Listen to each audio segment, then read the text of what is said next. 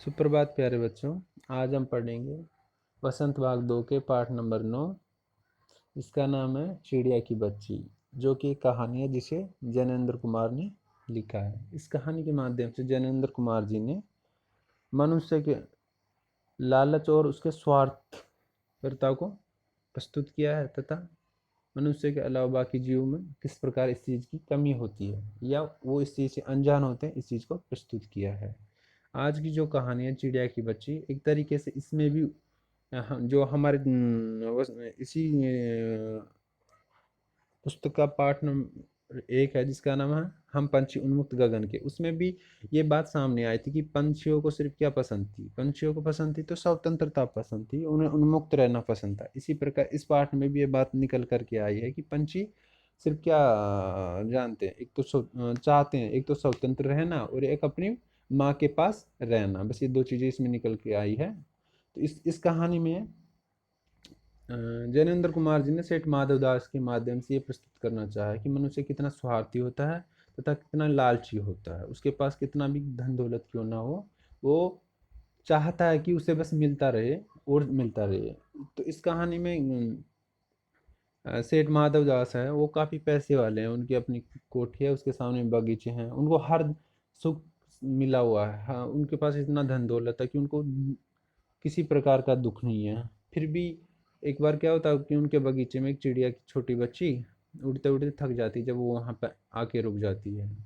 और जब सेठ माधवदास जी उसे देखते हैं तो एक तरीके से वो उससे चाहते हैं कि वो जो चिड़िया की बच्ची है वो उसे अपने पास रख ले, और वो उसे छोटी चिड़िया की बच्ची को अनेक प्रकार के लालच देते हैं। कहते हैं कि आपको ये खाने को मिलेगा, आपको ऐसा घर मिलेगा, ऐसा पिंजरा मिलेगा, उसके सोने के झालर होगी, मतलब अनेक प्रकार की चीज़ें उसे देने के लिए कहते हैं। बट जो चिड़िया की बच्ची है वो सिर्फ एक ही बात बार बार बोलती है कि उसे उसकी माँ के पास रहना पसंद है और उसे कुछ पसंद नहीं है। धीरे धीरे जब ये बातें होती है, काफ़ी कोशिश करते हैं माधवदास जी कि वो कैसे न कैसे इस छोटी चिड़िया की बच्ची को अपने पास रख ले या उसे बहला फुसला कर वो उसे पकड़ ले। पर जब उनकी बात नहीं बनती है तो अंत में वो क्या करते हैं, अपने नौकर या दास के माध्यम से उसे पकड़ने की कोशिश करते हैं। पर तब छोटी चिड़िया की बच्ची बच जाती है और वो उड़ के अपनी माँ के पास चली जाती है। तो इस कहानी में यही सब कुछ है। इसका थोड़ा सा सार देख लेते हैं बच्चों हम। तो जो आज की कहानी थी चिड़िया की बच्ची, जो लिखी है जैनेन्द्र कुमार जी ने। प्रस्तुत कहानी में लेखक ने मनुष्य के लालच व स्वार्थपरता के भाव का उत्तम चित्रण किया है। साथ ही उन्होंने यह भी दर्शाया कि किसी पक्षी को अनेक भौतिक प्रलोभन की अपेक्षा अपनी माँ की गोद और तथा स्वतंत्रता कितनी प्रिय है। कहानी में सेठ माधवदास नामक एक सेठ एक सुंदर चिड़िया की बच्ची को प्रति अनुराग प्रदर्शित करते किया गया है। और ये अनुराग क्या प्रस्तुत किया गया, अनुराग के माध्यम से एक तरीके से उनको तो पसंद आई है, पर वो इसी के माध्यम से चाहते हैं कि उस चिड़िया की छोटी बच्ची को अपने पास रख ले या उसे कैद कर ले या पकड़ के रख ले। सेठ ऐश्वर्यवान है तथा धनवान है, वह किसी भी हाल में किसी प्रकार अपनी प्रत्येक मनोवांछित वस्तु को अपने वश में करना चाहते हैं। एक बार जब उसे एक सुंदर चिड़िया की बच्ची उस बगीचे में उन्मुक्त होकर चहचहाती और घूमती दिखती है, और उसकी स्वच्छंदता से बहुत आकर्षित हो जाते हैं। वो उस चिड़िया को कई प्रकार के प्रलोभन देते हैं। तो जो सेठ है वो छोटी चिड़िया की बच्ची कि एक तो सुंदरता देख के उससे चाहते कि पकड़ के रख ले, दूसरी कि वो इतनी फ्री है कि उसे किसी बात की चिंता नहीं है, वो एक डाल से दूसरे डाल में जा रही है, उसे वो इतनी स्वतंत्र है कि वो बस अपने जीवन के हर सुख को ले रही है, मतलब उसे किसी प्रकार की चिंता नहीं है। वो इस बात को उस छोटी चिड़िया में देख रहे हैं और इसीलिए वो इससे प्रलोभित हो जाते हैं छोटी चिड़िया से, और चाहते हैं कि उसे पकड़ ले, उसकी इन चीज़ों से आकर्षित होकर वह अपने वश में करने का प्रयास करते हैं। पहले उसे खूब प्रशंसा करते हैं, फिर वो उस बगीचे की सुंदरता का लालच देता है।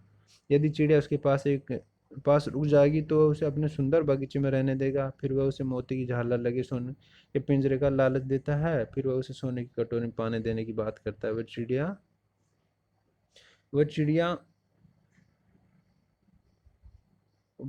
चिड़िया उससे कोई बात नहीं पर चिड़िया उसकी कोई बात नहीं मानती है। उसे सोने के पिंजरे के स्थान पर अपनी माँ के घोंसले को श्रेष्ठ बताती है। या सोना नहीं है, वह सुनहरी धूप है, फूल है, हरी घास है और सबसे बढ़कर उसकी माँ है। ये सब प्रकार के प्रलोभित कर चिड़िया को रोकने का प्रयास करते हैं, पर वह रुकती नहीं जब सेठ देखता है। जब सेठ देखता तो सेठ क्या करता है, उसे अनेक प्रकार की चीजें देने की बात करता है। वो उस छोटी चिड़िया से कहता है कि वो क्या देगा उसे, सोने के का पिंजरा देगा, तो उसमें सोने की झालर लगी होगी। वो उससे कहता है कि उसे एक सोने की कटोरी में पानी दिया जाएगा, खाने के लिए दिया जाएगा। पर छोटी चिड़िया की बच्ची क्या कहती है, उसे सिर्फ उसकी माँ के पास जाना या उसे उसकी माँ की गोद पसंद है। और कहती है कि उसे क्या पसंद है, उसे स्वतंत्र रहना पसंद है, उसे फूल पसंद है, उसे हरी घास पसंद है, उसे सुनहरी धूप पसंद है, और उसे उसकी माँ पसंद है। मतलब वो कहना चाह रही कि उसे का उसको बाकी चीज़ों के बारे में ना तो नॉलेज है और ना उसे वो चीज़ें पसंद है। उसे पसंद है सिर्फ क्या है, स्वतंत्र रहना, एक सुनहरी घास, सुनहरी धूप और उसकी माँ।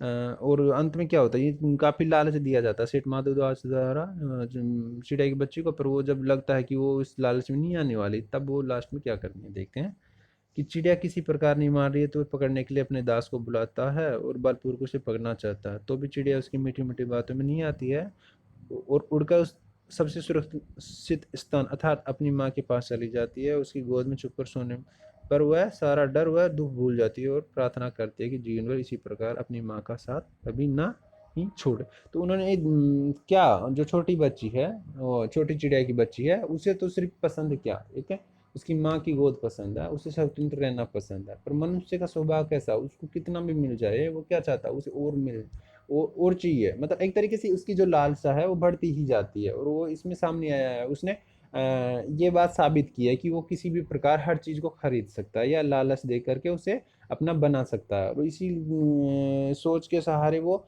छोटी चिड़िया की बच्ची को भी अनेक प्रकार के लालच देता है। पर उसे तो इन बातों का पता ही नहीं है, छोटी चिड़िया की बच्ची को, वो अनजान है। और यही बात इंसानों के अंदर भी होनी चाहिए। पर दिनों दिन ये चीज़ें बढ़ती ही जा रही हैं। ये बात उन्होंने प्रस्तुत की है कि इंसान कितना लालची होता है और बाकी जीव या पशु पक्षी कितने बेफिक्र होते हैं इस चीज़ों से, लालच से या स्वार्थ से। ठीक है बच्चों।